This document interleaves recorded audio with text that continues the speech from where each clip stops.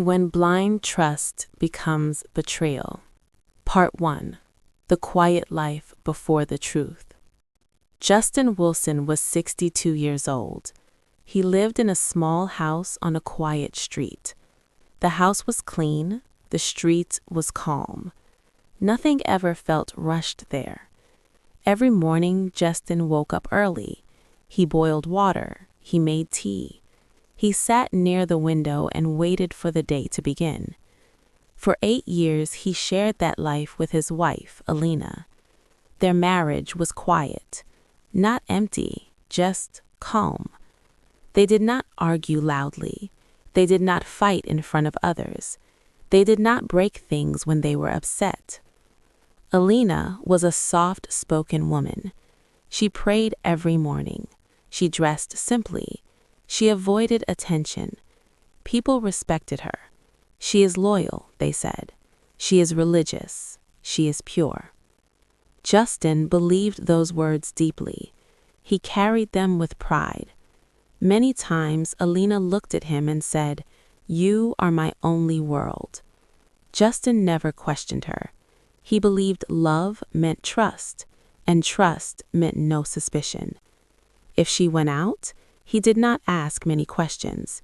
If she came home late, he accepted her reasons: doctor visits, shopping, meeting a female friend.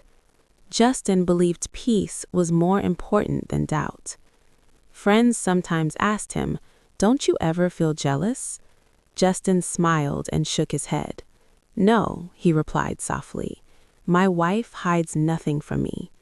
He said it with confidence. He said it with certainty. Inside his heart, Justin believed something simple. If one thing in his life was pure, it was his marriage. That belief became his comfort. But life does not warn before it changes. One afternoon, Justin was returning home from the market.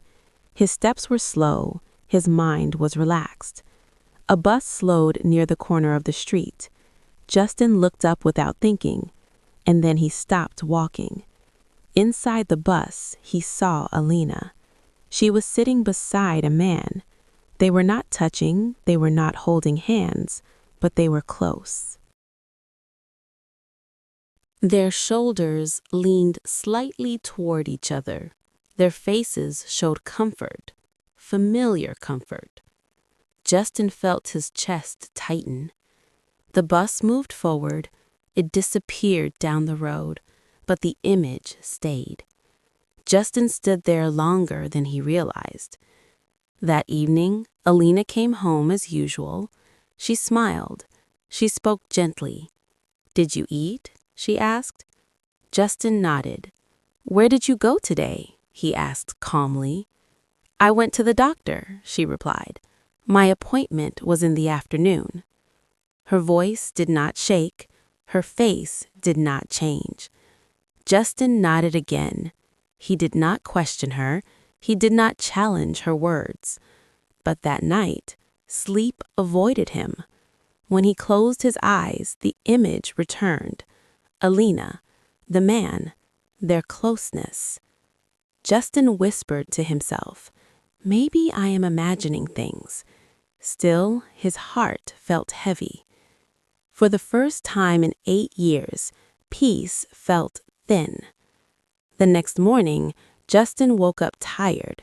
His body felt weak. His thoughts felt loud. He drank his tea slowly. He watched the steam rise. A quiet question formed in his mind. Why does truth feel dangerous? He did not answer it. Instead, he prepared himself for the day. Justin did not know it yet, but something had shifted. Not in the world, inside him. The trust he had built carefully over years had cracked. Not broken, cracked. And once a crack appears, silence can no longer protect it. The next day, Justin left the house earlier than usual. He did not tell Alina where he was going. He did not feel the need to explain. The morning air felt heavy, not cold, not warm, just heavy. As he walked, his thoughts moved slowly. He was not angry. He was not ready for anger yet. He only wanted clarity. Justin reached the clinic near noon. He stood outside for a moment. His hand rested on the door handle. Inside his mind, a quiet voice asked, "Are you ready to hear the answer?" Justin entered anyway. The clinic smelled of medicine and clean floors. A nurse stood behind the desk. She looked tired, but polite. Justin spoke calmly. His voice did not shake. "Did my wife have an appointment yesterday afternoon?" The nurse checked the computer. Her fingers moved across the keyboard. She paused. Then she shook her head. "No," she said. "She was not here." That was all. No long explanation, no apology, no emotion. Justin thanked her and walked out. The truth did not arrive loudly. It arrived quietly. As he stepped outside, the street looked the same. Cars passed, people walked, but Justin felt different. From that moment, he stopped listening to promises. He started watching behavior. At home, Alina spoke as usual. She smiled. She asked about his day. Justin answered politely, but his eyes watched her more carefully. He noticed small changes. She carried her phone everywhere. She answered calls in another room. She locked the screen quickly. When he asked simple questions, her answers felt rushed, too prepared. Still, Justin said nothing. He told himself, "Wait, be sure." One evening, Alina put on her coat. "I'm going to meet a friend," she said. Justin nodded. "I can drop you," he offered gently. Her reaction came fast. "No," she said. "I can go alone." Then she added, "Why do you suddenly ask so many questions?" Her words felt sharp. Justin stepped back. "I just wanted to help," he replied quietly. That night, Justin made a choice he never imagined making. He followed her. Not closely, from far behind. His steps were slow. His heart beat loudly. He saw her stop near a small cafe. A man was waiting. It was the same man from the bus. They smiled when they saw each other. They spoke softly. They walked together. Justin felt cold. They stopped near a quiet street. The man turned toward her. They kissed. Not quickly, not nervously. It was slow, certain. Justin stood frozen. He did not shout. He did not move. Something inside him broke silently. That night, he returned home before Alina. He sat alone in the dark living room. He whispered to himself, "I trusted without seeing." Sleep did not come. Over the next days, Justin searched quietly. He spoke to someone who knew Alina before their marriage. The truth came slowly. The man was her ex-husband. She had children, a life she never shared. 8 years of marriage, and he had never known. That knowledge hurt more than the kiss.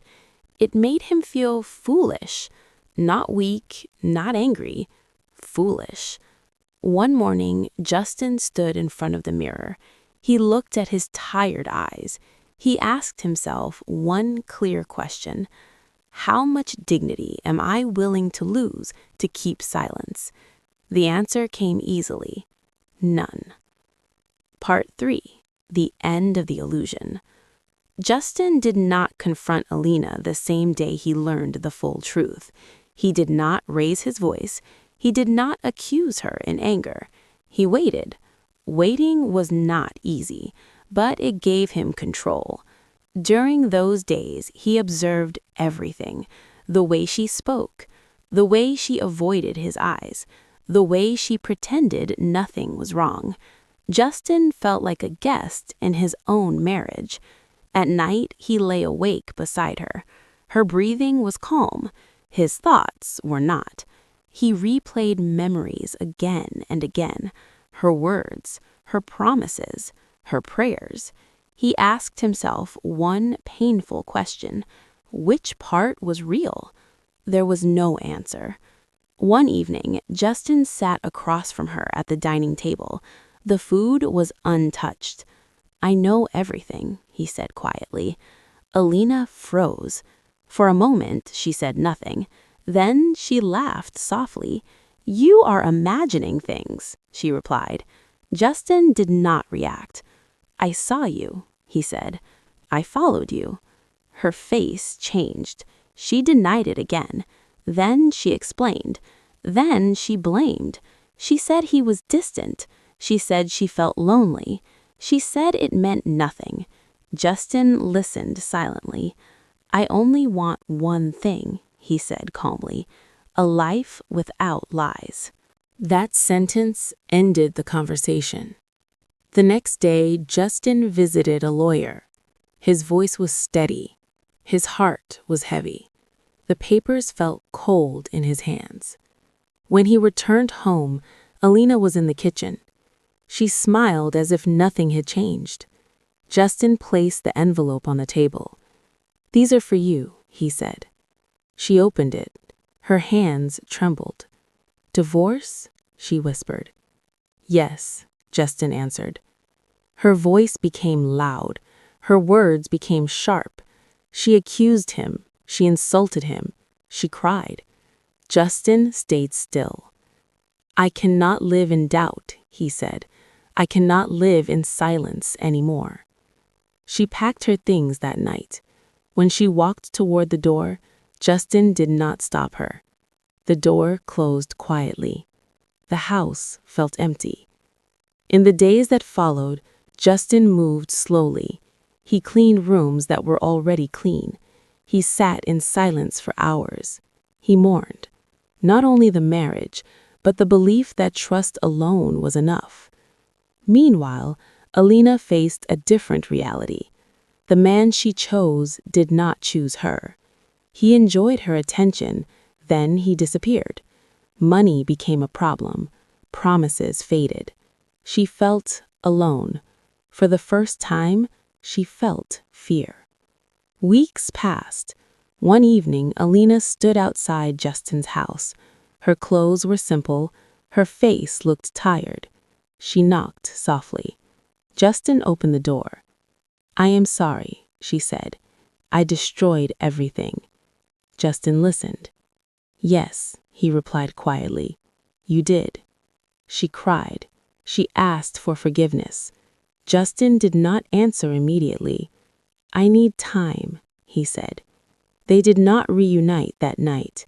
They did not touch. They talked slowly in the following days. Truth replaced excuses.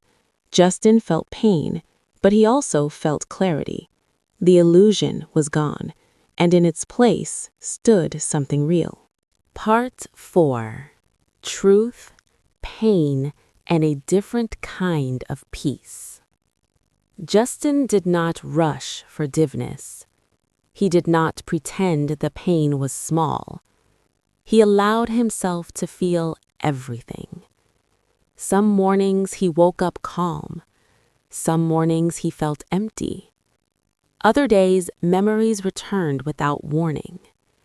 The house felt different now. Not broken, just honest.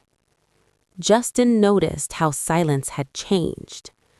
Before, silence hid things. Now, silence allowed him to breathe. Alina stayed away for some time. She respected his need for space. She did not call every day. She did not push. When they spoke slowly, carefully. There were no excuses anymore. No stories, no hiding. Alina admitted her mistakes. She spoke of fear. She spoke of weakness. She spoke of regret. Justin listened. Listening did not mean forgetting. It did not mean accepting everything. It only meant understanding. One evening, they sat across from each other again. The same table, the same chairs, but not the same people. "I trusted blindly," Justin said quietly. "I thought trust meant silence." Alina lowered her eyes. "I was afraid of losing comfort," she said. "So I chose lies." Justin nodded. They did not argue. They did not cry loudly. They allowed truth to stay in the room. Days turned into weeks. Justin rebuilt his life slowly. He took long walks. He read again. He learned to enjoy quiet moments alone. He understood something important. Love without truth is comfort, not safety. Trust without honesty is fragile, not strong. Alina faced her consequences alone. She lost respect. She lost security. She lost peace. Regret stayed with her every day. She understood too late that honesty would have cost less than lies. One afternoon, Justin stood by the window. He watched people pass by. He felt older, but also clearer. He asked himself a final question. Can I forgive without forgetting? The answer surprised him. Yes, because forgiveness is not for the other person. It is for peace. Justin spoke to Alina one last time, not as a husband, not as an enemy, as a man who had learned. "I forgive you," he said calmly, "but I will not return to blindness." Alina cried quietly. "I understand," she said. That moment closed something inside both of them. Justin no longer carried anger. He no longer carried illusion. He carried truth. Life did not become perfect after that, but it became real. Justin still drank tea every morning, still sat near the window, still lived simply. Sometimes the house felt quiet, sometimes it felt peaceful, and Justin finally understood the difference. Peace does not come from pretending, it comes from acceptance. Trust does not grow from silence, it grows from truth. And love does not survive lies, it survives courage. Justin Wilson was 62 years old. He had lost a marriage, but he had not lost himself. He learned late, but he learned fully. And that lesson stayed with him forever.